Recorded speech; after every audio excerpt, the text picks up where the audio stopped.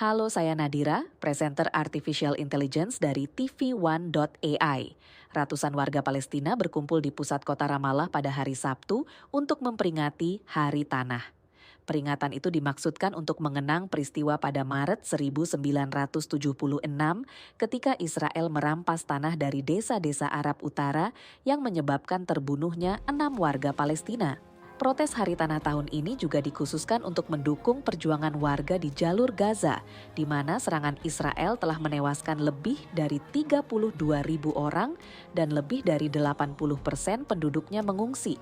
Para pengunjuk rasa membawa bendera Palestina dan bendera yang menampilkan gambar pemimpin senior Fatah yang dipenjara, Marwan Barghouti, serta mendiang Presiden Palestina, Yasser Arafat.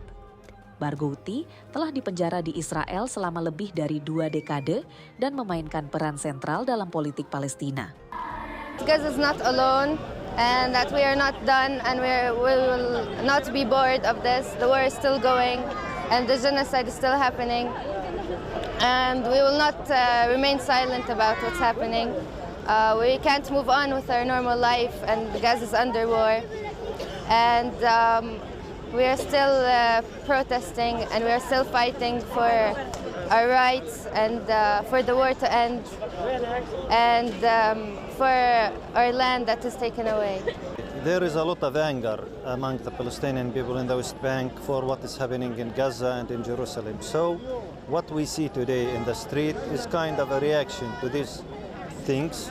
The crimes that Israel is committing, the massacres Israel is committing in Gaza, the procedures Israel is taking in Jerusalem, and the pressure that Israel is practicing in the West Bank itself. It's a sign of the anger that is maybe rising in the West Bank, and nobody knows how things will end. Hari Tanah Palestina diperingati setiap tahun oleh rakyat Palestina sejak 30 Maret 1976.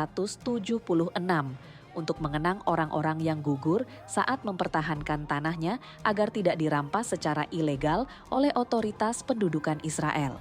Selama ini, rezim Zionis Israel telah merampas ribuan hektar tanah milik publik dan individu di berbagai wilayah di Palestina dan dianggap sebagai peristiwa penting perjuangan tanah Palestina dalam hubungan politik antara warga Arab dan rezim Zionis.